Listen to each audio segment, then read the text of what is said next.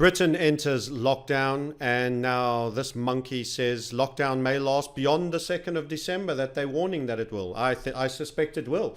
As I've suggested before, they put this scam on the back end of winter of last year, going into essentially March of this year, because we needed our repo markets were all falling apart in September. The 330 days that you have yield inversion from, that leads to a subsequent change in the economic environment and natural recession. All of that had to happen, was happening the back end of last year. They were actually running a bit late with their COVID scam. They did the lockdown in March because they wanted to keep the distance between that. They'd need to keep the whole scam warm before they re-kicked it off again in the Northern Hemisphere winter, where the bulk of the people of the world live.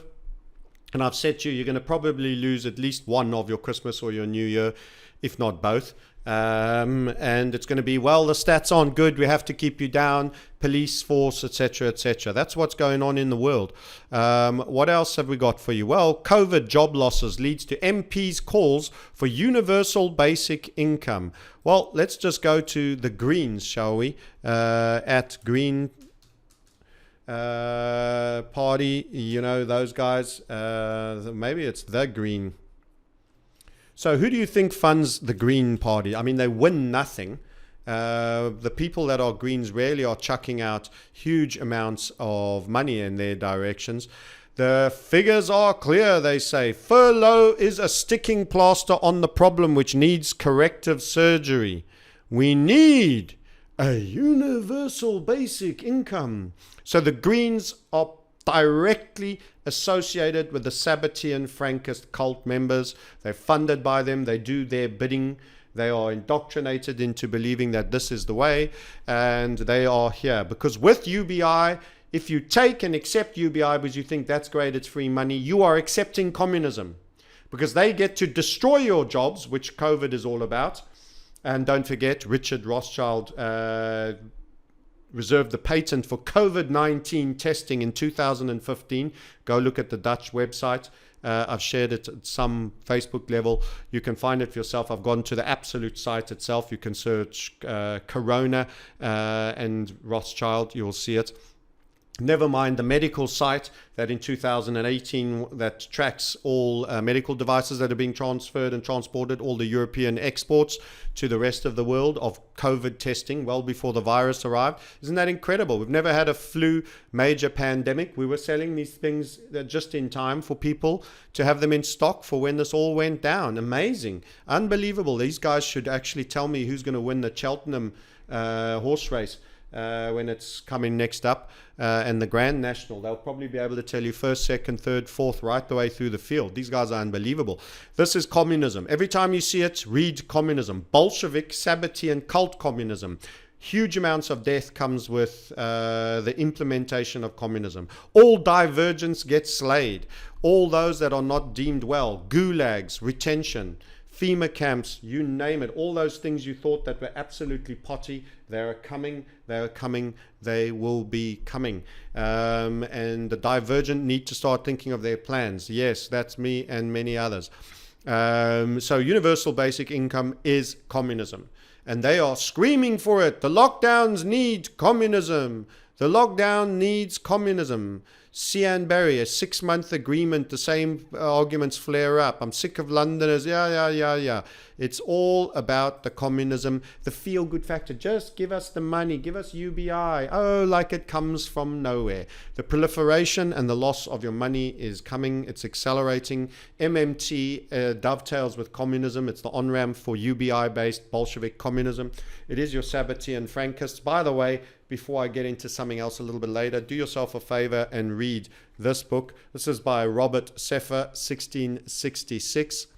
This is the Sabbatean, Sabbatai Zevi. Declared himself to be the Messiah. Followers of his heretical cult believe the sin is holy and should be practiced for its own sake. Sabbateans and their successors, the Frankists, have indulged in religious orgies, ritual sacrifice, insults, incest, adultery for 350 years. Using secret societies such as the Masons, the Jesuits, the diabolical sect has infiltrated into the highest echelons of political power, I apologize. They covertly rule as the unelected hidden hand, shaping history behind a veil of conspiracy. Yes, that word again. That is who your death cult is. And by the way, inside that book, determined by Weishaupt, the founder of the Illuminati, in Frankfurt of Germany, and by the Rothschild family, whose wealth was based in Frankfurt of Germany, who was funding everything. Weishaupt was providing the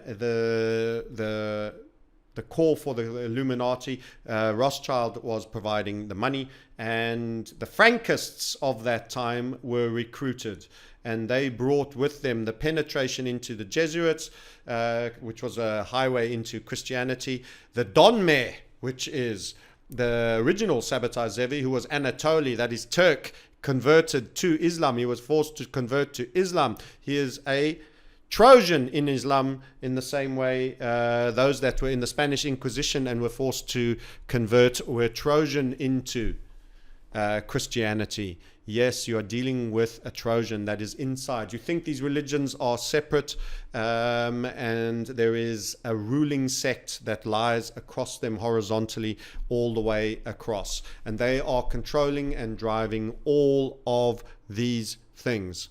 These things, the communism, the great communism that you are having brought to you. And this furrowed brow of this friend of Israel, read, member of Sabbatean Frankist cult, like Netanyahu, like all the people that shape the direction of Israel, like these people that all say abolition of all monarchies and all ordered governments, abolition of private property. This is their long-term goal, the three of them. Weishaupt, Frankists, and Rothschild. The long-term political goals: abolition of monarchies, ordered governments, abolition of private property and inheritances. In short, you don't own anything. Where did I hear that recently? We'll be coming to that.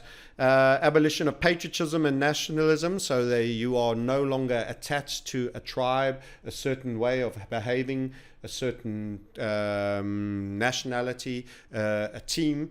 Abolition of family life, breaking down the family and the institution of marriage, the establishment of communal education for children, the abolition of all religion into a kind of one world fluffy trust us.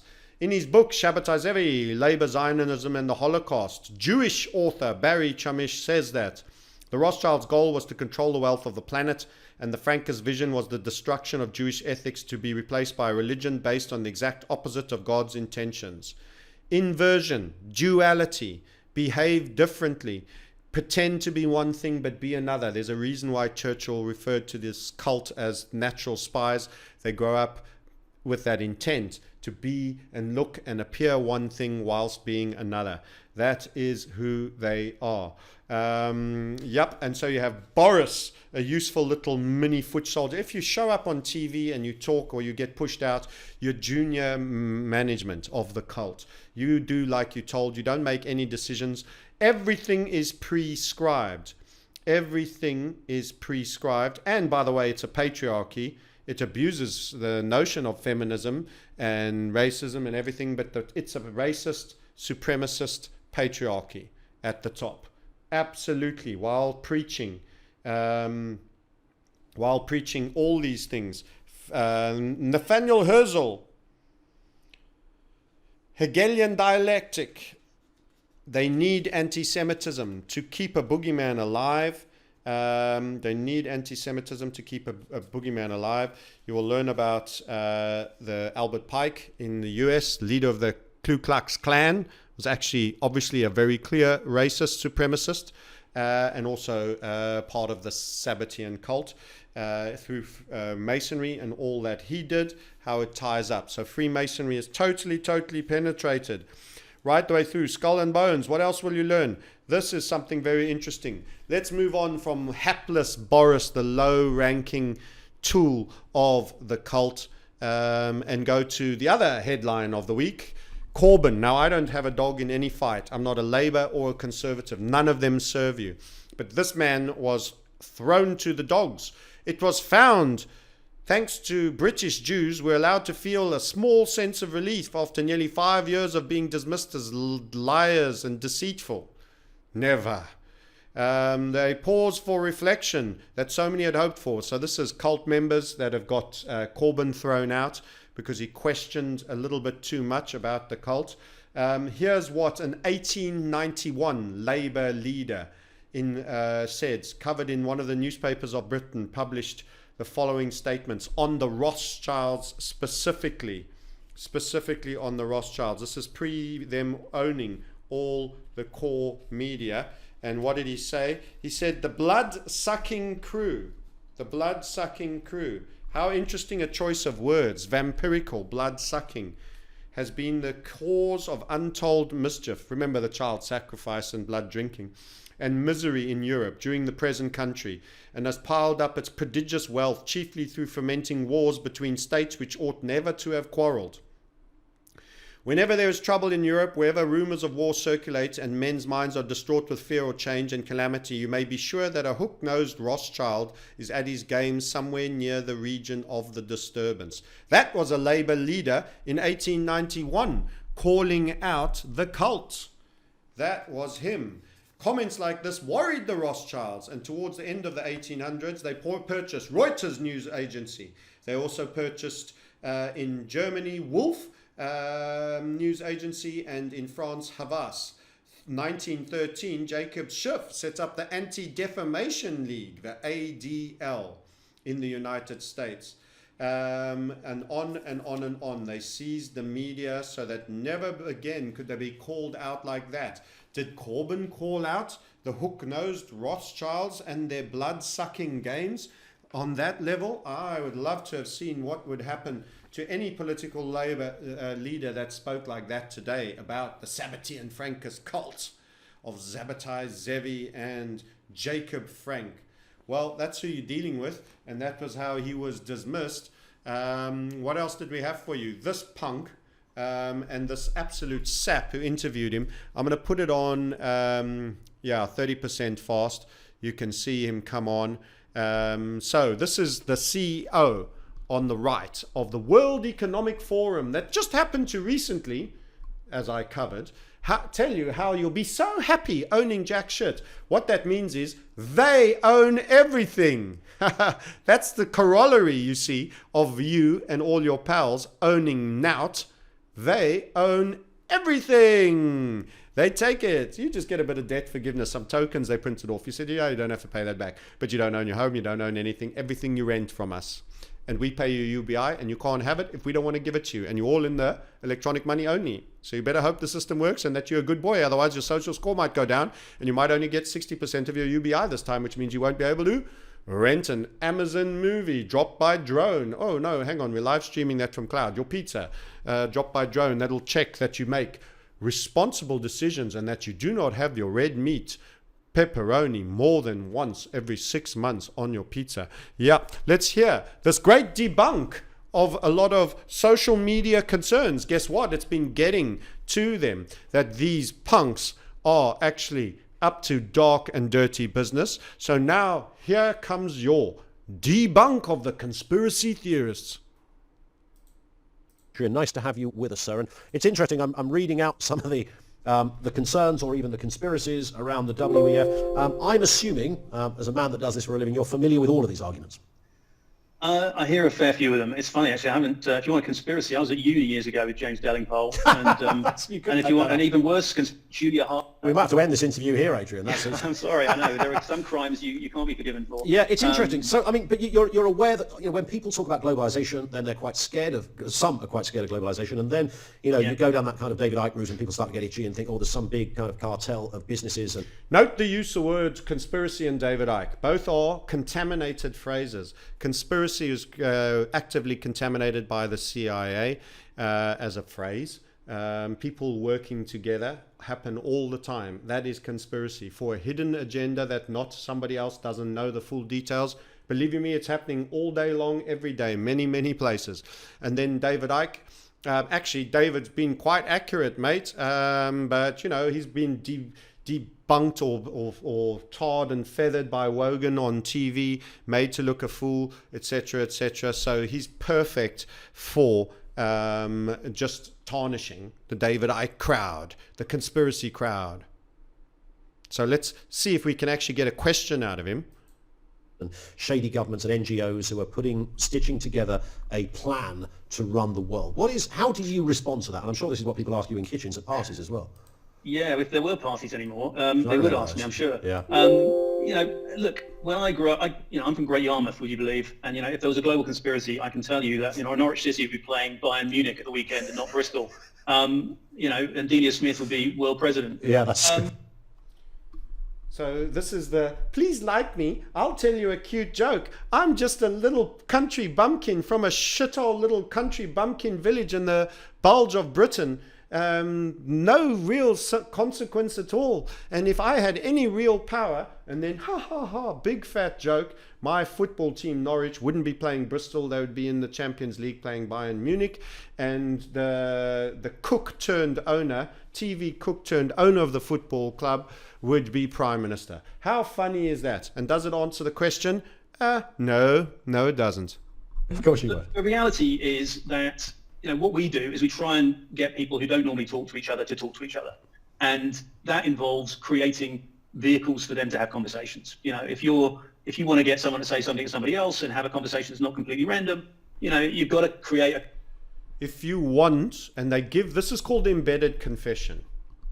If you want or need somebody to say something to somebody else, you need a vehicle. So what's actually happening is there are a lot of people that are telling other people what to do and what's coming. That's what that sounds like to me. Let's listen again.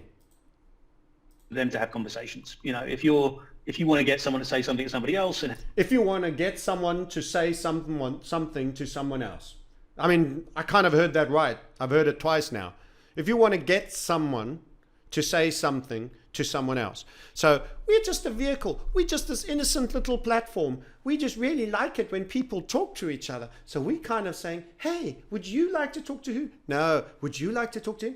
Oh, maybe. Oh, okay. Well, pop on down to our little Norwich Football Club fan pub and, let's have a beer, no agenda, a little chit chat. It's nothing really important. And then he just gave it away in that embedded sentence right there. When you need for somebody to say something to someone else. I'm saying to you, this is how the agenda's going down. You need to prepare, get started. You need to execute on X, Y, and Z. Sounds like an order giving ceremony, where they are getting the people that are dictating the orders to tell those that need to hear him to do exactly what they need to do. That's what it sounds like to me.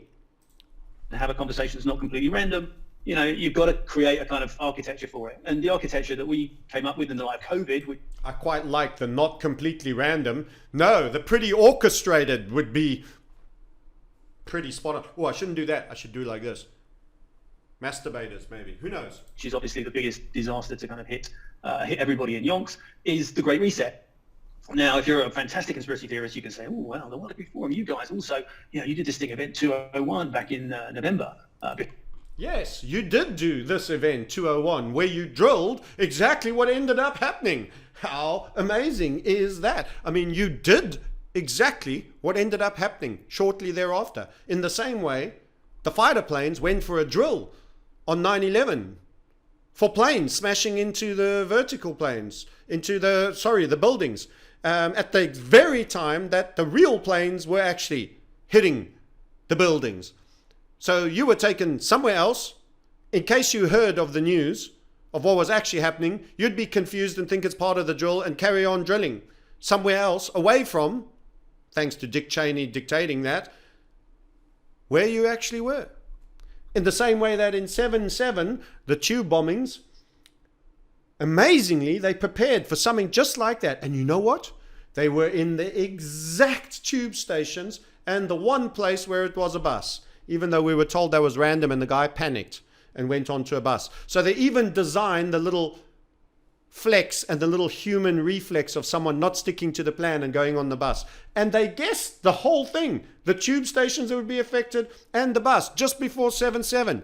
Man, oh man, These guys can read the tea leaves like nobody else. And you did Agenda 201. Let's hear Agenda 201 as explained away by Adrian Monk. Before the whole pandemic came up, you did it with Johns Hopkins University and the Gates Foundation, which is true. We didn't do it with that. Yes, you did. So it's true. He's admitted. With Johns Hopkins and the Gates Foundation, they did Agenda 201 where they practiced for a pandemic. Okay, so that's kind of fortunate. Guy organised it, put it all on telly, put it all on YouTube, and no one paid a blind bit of notice to it, including us, actually. We were... Yeah, we paid no notice it. We pay for all this stuff. We facilitate it all. We bring everybody together. Bill Gates is paying for it. We pay no notice. I mean, Bill Gates, who's he? I pay no attention to what he's paying for. It was all just, next, what on to the next. We just stuck it up on YouTube and what the hell, left it out there. This guy's debunking real good, isn't he? But, we think it's important that people think about these things. But in the great scheme of things, the guy who organised it was banging on the door saying it's very important. And everyone else said, well, sorry, financial ruin, climate change, all these kind of things, more important than this. So please get back in your box. And then only for him to be proven a really wise guy. And has this Mr. Monk ever thought, gee, I wonder if that guy knew something, that exactly what he drilled us for, and exactly all those people that came and participated in the drill, and there were many, and they all had roles, and they all played their roles, trying to control social media, how to get everyone to comply. Remember that? Not seen it? Go have a look about Agenda 201, the drill. Very detailed, very, very detailed. News management, how to suppress things, what the social media giants will need to do to stay on message. Everybody keeping the same thing. Fascinating. When the pandemic arrived, in our position, trying to bring people together to have those conversations. And remember, when you're trying to convene these conversations, you're talking to government ministers in Colombia, you're talking to government ministers in Japan, you're talking to businesses based in Indonesia who might want to talk to businesses based in Brazil, about can they supply enough glass vials for vaccines. And when did that conversation happen by any chance?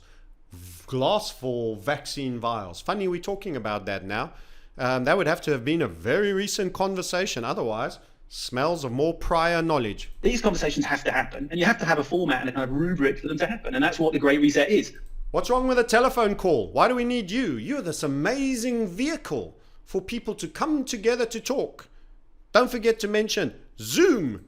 But if you're kind of angry and your job's gone and you're sitting at home wondering who's responsible, you probably look at it and go, blimey, those guys are, they're planning something, they're up to something, they're stitching all this together, there's some mass. So if you're a loser and unemployed and a dickhead, basically, according to this guy, and someone affected, and it's all an emotional reaction, you're trying to lash out at these guys because, you're angry and you're upset because the globo-communistic, Sabbatean Frankist cult, which is perpetuating their agenda. It is not a chat house. You are not going to go there with amazing logic and pivot them off their transgenerational, multi-century plan that I've read to you out of this book that comes out of not just the Illuminati, not just out of the Frankists, not just out of learned elders of Zion, not just out of the Talmud, not just out of every single leak that comes out of a conspiratorial where documents are released, etc., etc.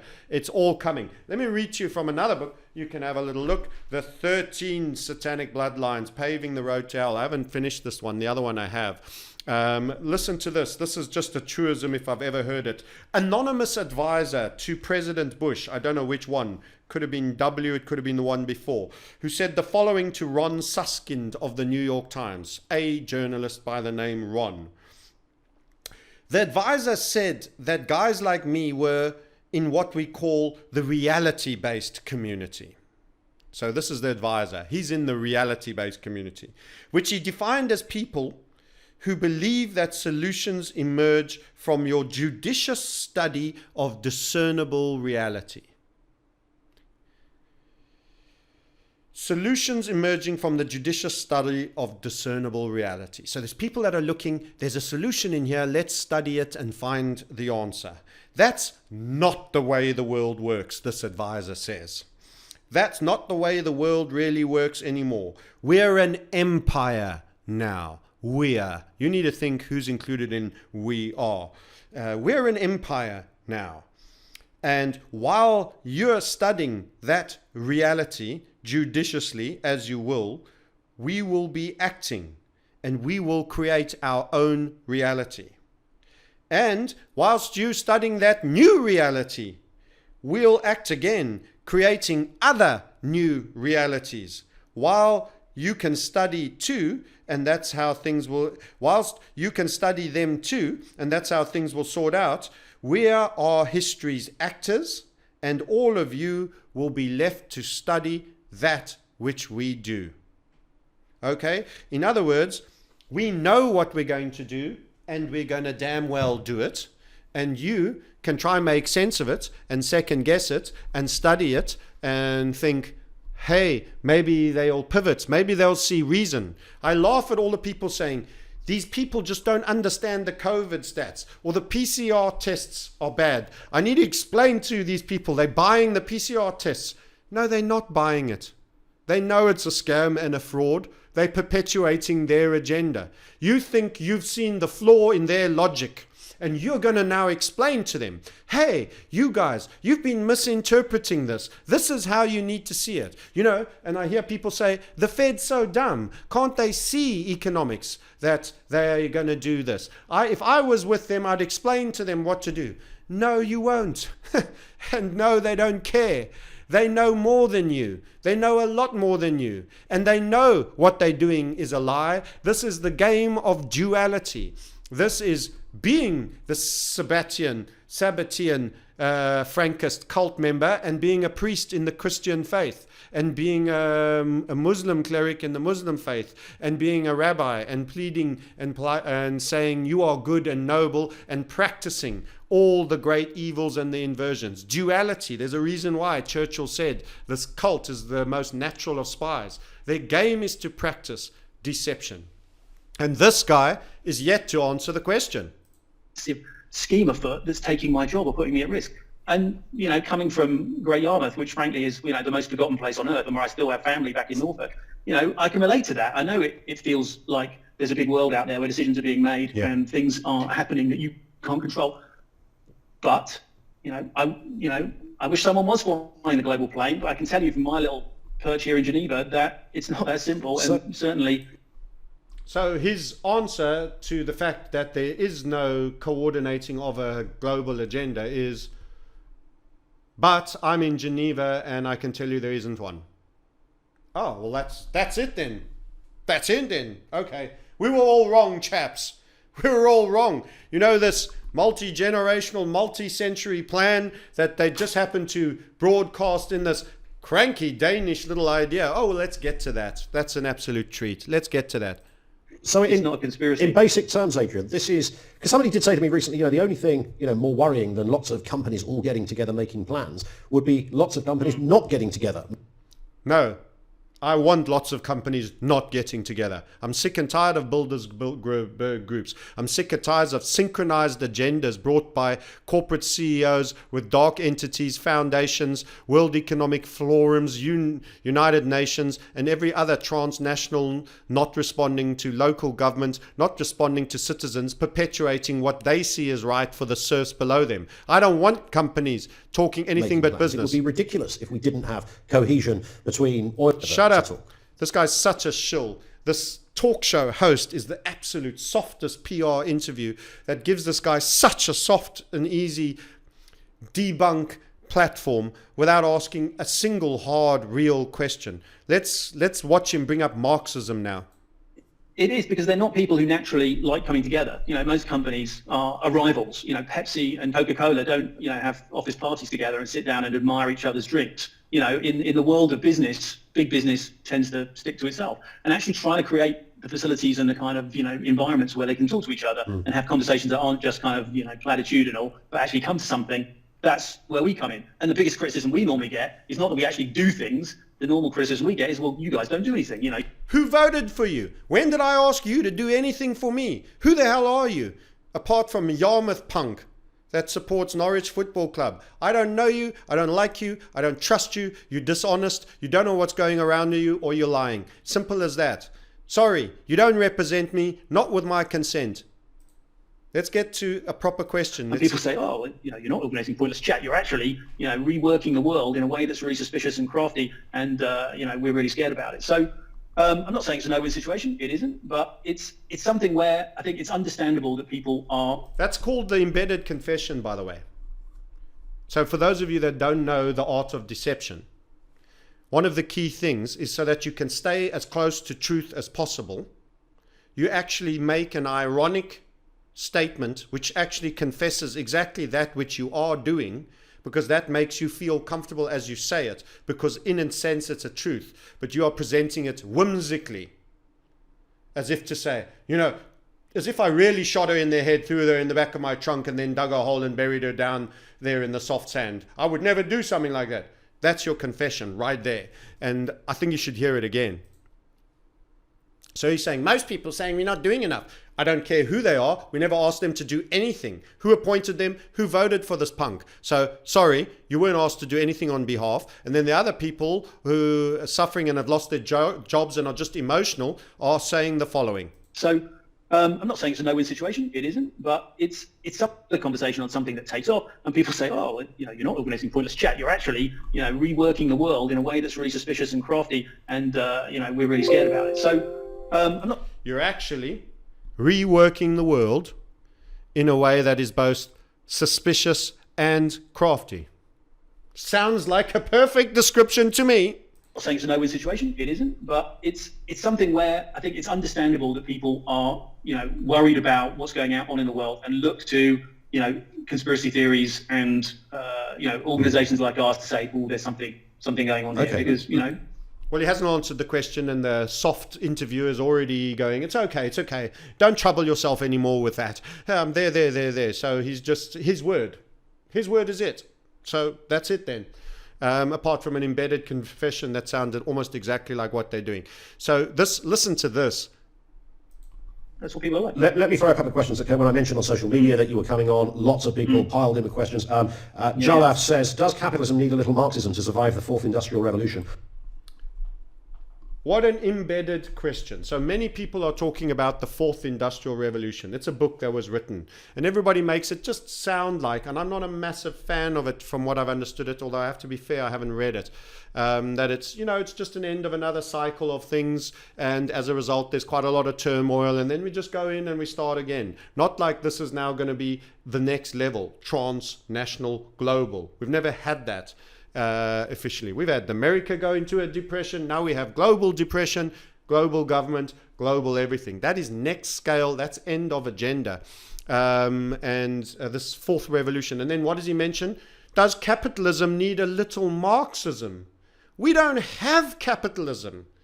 The Fed is holding up junk debt in America. My puts should be in money. That stuff should be worth zero. That's not a price discovery mechanism. When the man who prints money to hold up something that should go to zero, that's not a price discovery mechanism. That's not capitalism. They are printing money and bailing out banks. That's not capitalism. Government is decreeing and mandating small businesses out of business under martial law with a health tag attached to it. That's not capitalism. That's giving business to the megacorps that all the CEOs that are all part of your cult, that go to Bilderberg meetings and get up to the same activities that you get up to. That's giving one world retailer to Amazon. That's giving one world device manager to bloody Apple, and search to Google, and cloud to AWS. That's what that is. That is the elimination of small businesses. It is the creation of a dependency state. We are full-blown Marxist right now. That is the problem. There's not enough free market. There's way too much big government. There's way too much debt. And it was all brought about by the 1913 acceleration of the Federal Reserve, which came with the ADL as well, thanks to your cult that needs a healthy dose of anti-Semites to always ensure their victim status, so that they can always take refuge behind it. So they can always be the great suffrage ones attacked. And of course, they take refuge by normal Jews, the cultists.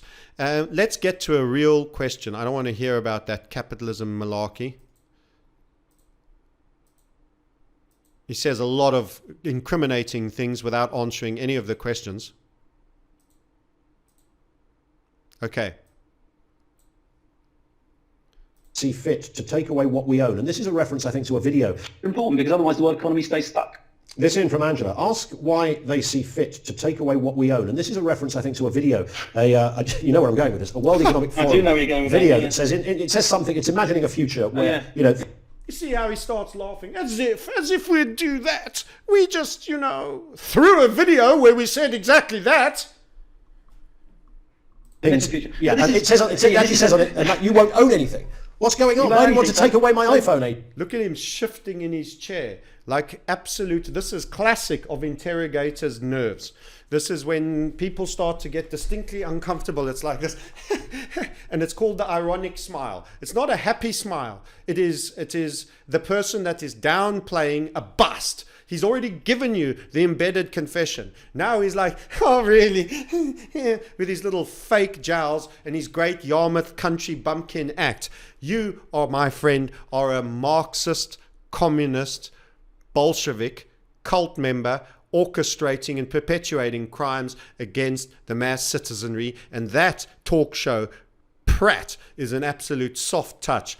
Watch the little squirming worm on how he alienates and isolates the WEF video that I did on my last Reset video. Adrian. Yeah. So this is a lovely piece that was actually written by a Danish politician called Ida Hawkins. It's a lovely piece. So he gives us a name of probably someone working for their organization. Who's still in Parliament in Denmark. And she was asked to back in 4 years ago, she was asked to imagine, along with a bunch of other people, what life would be like in 2030. And so she wrote this very nice essay sort of saying, I won't have anything. I will live in a sort of cashless society and wander around in a kind of... I'll live in a cashless society on electric tokens. In fact, everything that these guys wrote down. How about I just regurge that whole freaking idea and say how awesome it is, because you'll just be happy because your possessions won't be owning you anymore. You'll be happy. What they mean to say is, we own your shit, all of it. It becomes ours. That's called communism. We've done that. Those concrete blocks living in a little box that are 8 stories high, piled high, deep, all through the Soviet Union. Those places, that's where you got to live. Guess what happened when they introduced it? The Sabbatai and Zevi cultist murderers. Guess how many Orthodox Christians died in that? Nothing ever in scale has ever been met before. Running into 20 million, some even say 60 million. Starved, murdered, raped, buried, shot, you freaking name it. That's what comes from the Bolshevik communism. Yarmouth boy is grinning and squirming his way through. Pretty much Danish utopia, a kind of IKEA with extra meatballs. And sorry, I know IKEA is not Danish, it's Swedish, but Sure. You know what I mean. I'll just be such a folksy, funny guy, Danish utopia. Just blame it all on one girl politician in Dan who happens to work and submit work to you, which you happen to put your brand on and you happen to chuck out as one of the first leading items in the opening 30 seconds that most people will actually watch and see. But they do meatballs. They do meatballs. And this very charming piece, which is one of... It's such a charming piece. This guy is masturbating over this thing. He's got a flipping boner. How many times does he have to applaud this charming, sweet little piece that proposes communism for everyone on the fucking planet? Like hundreds of pieces that we publish, because, we try and publish lots of people with lots of different opinions as a way of kind of being a... Oh, now he's a journalist. This is nothing more than a newspaper. It's just an opinion piece from a politician in a small country. That's what it is. That just happened to get onto their little quick flasher programming. First snippet, first segment, first 10 seconds, you name it, right in there. You got to have nothing and be happy. How nice. A new framed world. Happy pills and assets forfeiture and stripping. This is what this man represents. And he'll tell you it was all a little bit of chance that it was the first 15 seconds that showed up on their New World Order clip. Platform for people to share their views and what they think, not all of which we agree with. This has been kind of floated up recently, like, wow, it's hiding in plain sight. these people, they want to take everything away from us. It's like, well, why don't you take frickin' responsibility for the bullshit that you're throwing out if you don't want to put your goddamn name to it? Why are you throwing it out? And they're not democratic. It's like, well, okay, it's not our opinion. So that wasn't an author piece, but it wasn't made clear on the video. It actually says underneath. It wasn't made clear on the video, he asked. It's almost like he almost asked a half inquiring question. The tweet with the video, and it said it links to the piece because the video is trying to get you to read the piece, and the piece says this is by Ida Hawkins. She's a Danish politician, and by the way, it's her opinion, and you don't have to go along with it. Oh, I bet it says exactly that. Oh, by the way, you never read the T's and C's. 17th page, item 4B9CD, segment A, where actually we said it may or may not reflect our opinion. Oh, okay, but we'll chuck it out anyway and highlight it and put it at the front and the top. We certainly don't endorse it because if we endorsed everything that we had, we've had Donald Trump. Isn't it funny? Isn't it funny that the bit that happens to be so part of a pre-written agenda where there's the people that are implementing what they've already decided to do, and you've already heard it 5 or 6 times, happens to be the banner item in this guy's little video. Like I say, they're getting you to accept what's coming before it's even coming, and there's plenty of signaling. That way, they can always say, they told you so. It wasn't as if you weren't warned. And that gets them off the hook of any guilt in their world's eye view.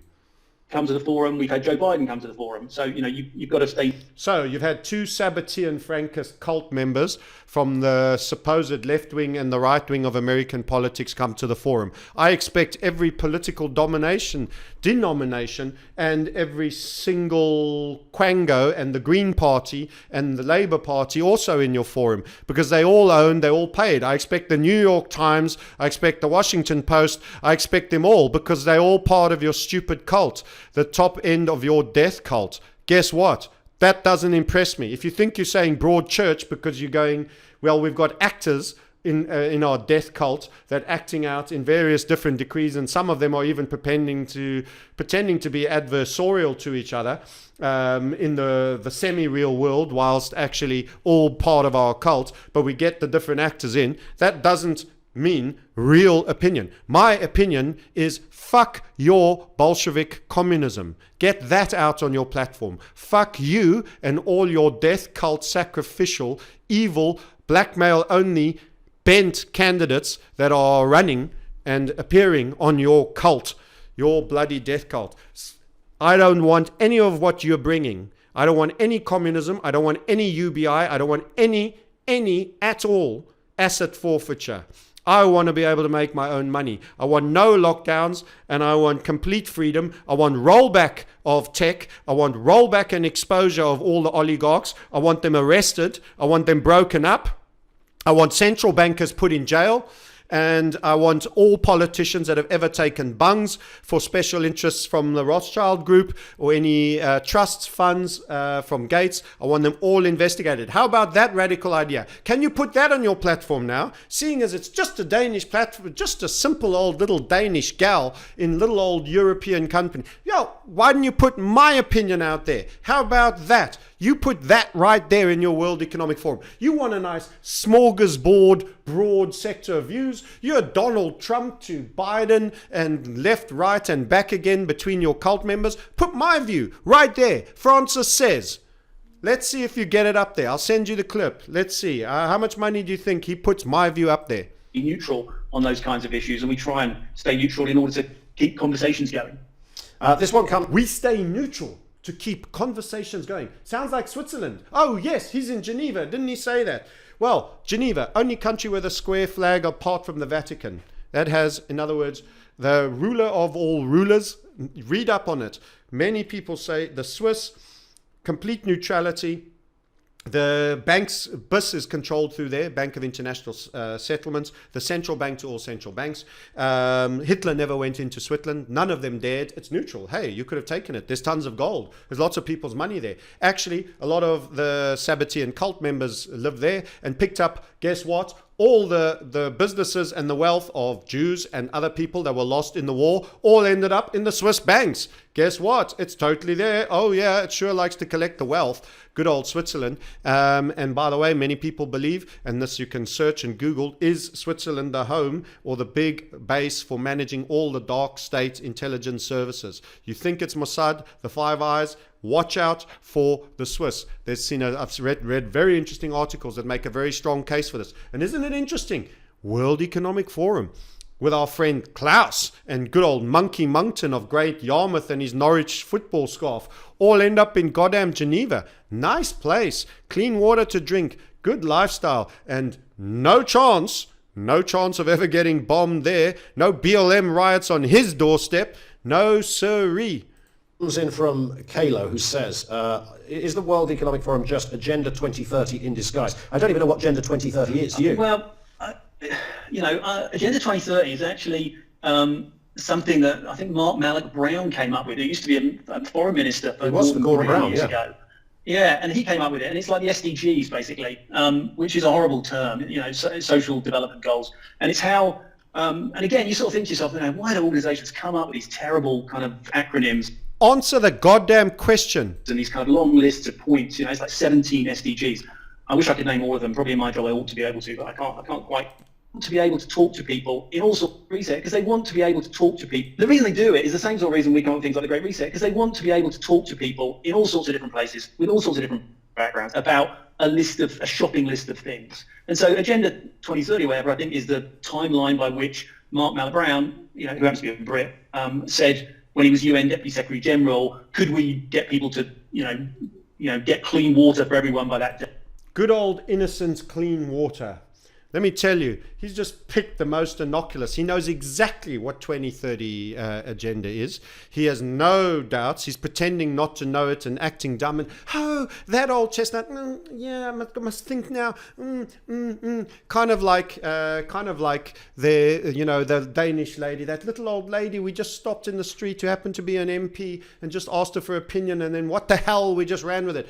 This kind of like, oh yeah, that thing, that sort of, I can barely remember, but clean water, we'll lead with the clean water thing. Always in the guise of doing good, do evil.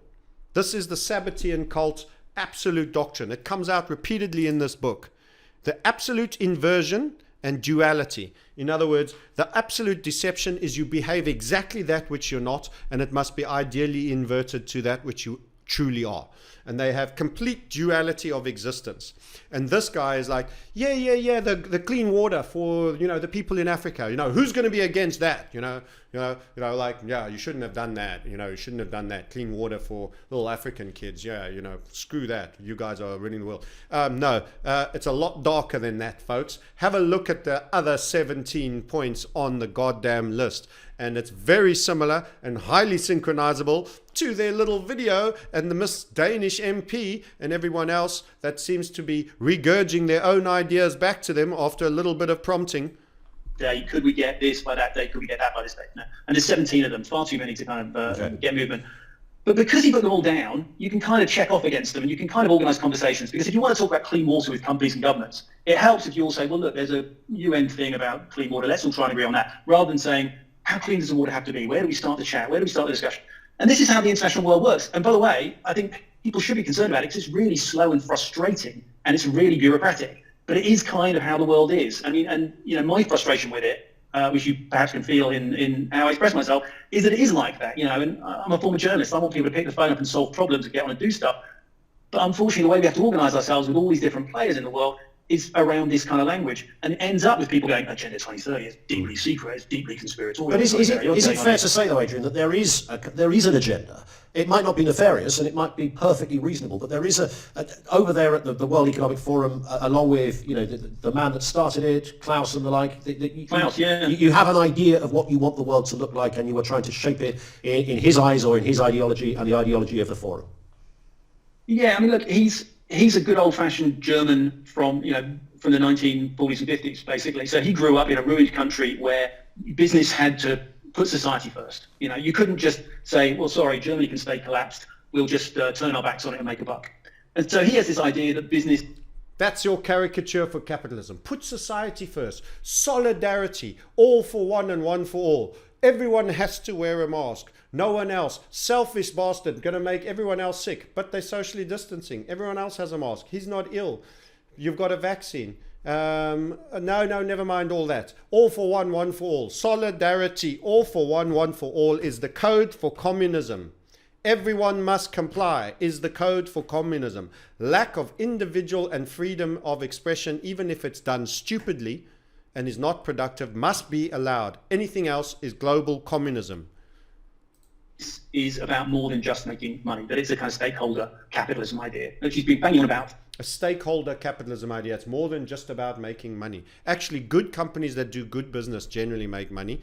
The sweatshop oligarchical megacorps in tech that pay for all your platforms and giving you stipends and hosting you, like Apple and Google, well, you should talk to them about who's putting together those devices in China and their working conditions. Little old SME down the road selling coffees and buns that you're crushing. They're not exploiting too many people. You know, they've got a minimum wage. They do what they do. They pay their tax, including corporate tax, unlike schmucky bucks. But anyway, never mind. Carry on. For 50 years, and sort of finally has become a little bit trendy. Although, you know, not with an 84-year-old German probably behind it, but it's finally people are kind of liking the idea of, you know, businesses ought to stand for something a bit more. And, you know, that agenda is about as far as you can go. You know, that's really where it is. You know, and we're setting times and dates for nations to have achieved certain obstacles. It sounds like a list of objectives with follow-up points, and you're falling behind, bad performance. It sounds like a performance matrix. does that include being concerned about climate change? It does. And if you happen to not believe in climate change, then sorry, we tend to take the scientific evidence and say, well, our science, our funded science, that says the planet's ending in 7 years. It's ending. It's all over. Finished. We broke it. Bye. The planet that's existed for 3 billion, 5 billion years, I think. Who knows? Actually, we don't even know. But billions of years, long before we even materialized, it's now over. It's like it's never been hit by a comet. It's never been overpopulated by some other species that ended up killing itself through its own proliferation. No. We're about to end the planet, and that's his science. We probably ought to try and do something about it. The other side of it is trying to warn people about long-term stuff, because what the forum sees is we try and look at long-term risks that people don't talk about, which is why we get involved in talking about things like pandemic risk, which is really niche, and which, let's be honest, we just happened to do pandemic risks just before the pandemic. How about that? It's good timing. We call it our just-in-time scenario casting strategy. You should watch what we're doing next. For January 2021, no one gave two hoots about whenever you talked about it. People be like, well, yeah, really, come on. Let's think about finance, let's think about other stuff. So we try and nudge people in that direction, and we try and use evidence from experts. We nudge people in that. You see how folksy and we're so impotent, really. We don't have much power. We try and nudge and push. Look at the language and how docile they are, and we're just trying to encourage better behavior and talk about some long-term things and all of that. Meanwhile, you call all their flipping asses into town, you kick butt, you have agendas, and you say, I want this done by then. Oh, maybe you're not just nudging, friendly little tap on the bum. Maybe you're kicking ass. Maybe world leaders have to comply, otherwise they lose their job suddenly. Democracy gets exported to their town. There's a new leader. As we work inside the forum to kind of make the argument that there's generally, if you want better economies, you have to have more equal distribution of wealth. You have to have better. More equal distribution of wealth. So I trust you're going to start with the Rothschild family, the Rockefeller Foundation, the Bill Clinton Foundation, the Tony Blair Foundation. I trust all the funders of your current organization will all be stripped of their wealth first, and that we will all see great evidence of this, and it'll be distributed to little black Africans in the poorest parts of Africa, Bengal, South America, various other places, and then you can work your way down from there. I'm sure we're going to see that take place. There'll be no money stashed in blind trusts, offshore funds, corporations. Apple will give up its big, massive cash pile. This is all going to happen at a corporate and mega billionaire level before any of that affects us. I'm sure that's how you're going to execute on it. Isn't it? Adrian Monk from Great Yarmouth supporting the Canaries. Legal systems, you have to have rule of law, all of these things kind of help to deliver better results. don't believe us, look at the kind of, look at the evidence. So you would That's say as far as it goes, because ultimately okay. governments elect, or people elect governments, and governments, don't turn around to us and ask for. So they don't. So government don't defer to you. So hand on heart, then I ask this only because I only wish they did, and it would be it would be a very life would be powerful so much easier. But hand on heart, Adrian, you're saying there is no global conspiracy then where you're in bed with Bill Gates and the like and all manner of other people to inoculate a nation through a world through vaccines, stop democracy, reduce rights, reduce ownership, and have a kind of almost a slave population lurking planet Earth that a cartel of only very influential and rich business people are in charge of, and the rest of us are just puppets. Yeah, I feel a bit for Bill Gates, because a guy who. The answer to the question is absolutely no. That's the answer. This is another thing about deception. When you get asked, the truest people, cops learn it quickly. The dark state agents get to learn truth. The people that do deception course programming, you need to study Wyatt. One of the key things is if you get asked the question, are you the murderer? That right there was the are you the murderer question. There's only one simple answer, the really truth. No. And no further justification. Not a narrative answer. When they tell a narrative, long-winding answer, it is absolute sign of deception. You will learn this if you study deception. The answer is no. You finish the interview on a no. That's it. You don't need to say any more. Someone who is not the murderer says no. Did you kill him? No. Is that it? Yes, it's the truth. That's it. That is it. That's how deception works. Now, if the person's honest, that's the answer you get. If the person is dishonest, what you get is a long winding narrative which has a lot of truisms to keep comfortable. So when you're telling a lie and you've been confronted with the absolute fact of that lie, what you do is it's very stressful to out and out lie. So you skirt the lie with a lot of truisms because that allows you to remain in your comfort. So instead of saying, no, that's just complete hogwash. And that's it. Short answer. And no is on its own is even better. What he does is, let's get the question again. I want you to watch this.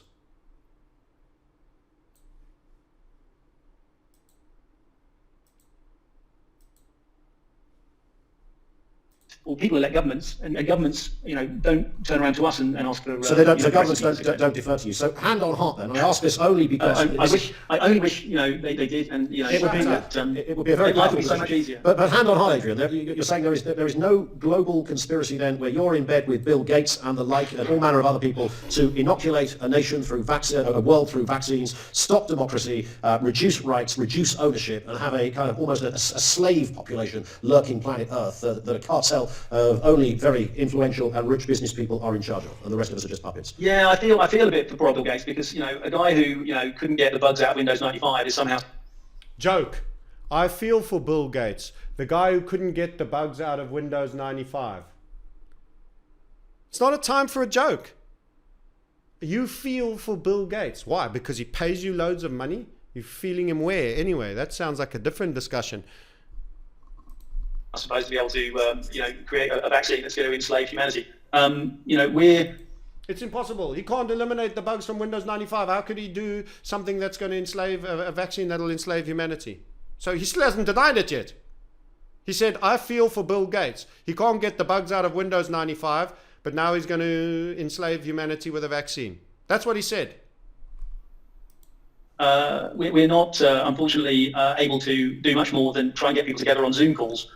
So beyond that. Funny he mentioned Zoom, isn't it? Mention the Zoom. Voice, yeah, they're capturing voice there. That's going in a database on everyone. Voice print, every print. Walk print, face print, iris print. They want it all. Biometrics across the board. To having kind of conversations with experts and with governments and with businesses to try and put people on the same page on some stuff. That's really as far as it goes. So we're just a Geneva. So we're just a Geneva talk shop. He didn't say, no, I'm not that. He just said a different answer. He just chose to phrase what he is differently. We're just a Geneva talk shop trying to facilitate discussions. Where's the no? I'm still waiting for a no. That's not us.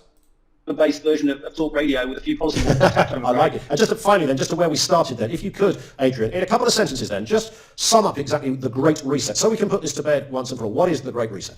I wish this to put it to bed once and for all. The Great Reset is really about saying, we're hugely challenged by COVID-19 and what it's doing to people's livelihoods, what it's doing to economies, and what it's doing to the global economic system. And when we think about the future, can we please think about putting people first, thinking about how we give people meaningful, decent jobs, putting effort into reskilling them, putting effort into retraining people so that when we're in this big technological shift that's going on at the same time as this pandemic struck, we can actually make sure that people come out the other side better off, better trained, in a better space, and that we also perhaps come out with a greener economy, with better air to breathe, with Green. better results.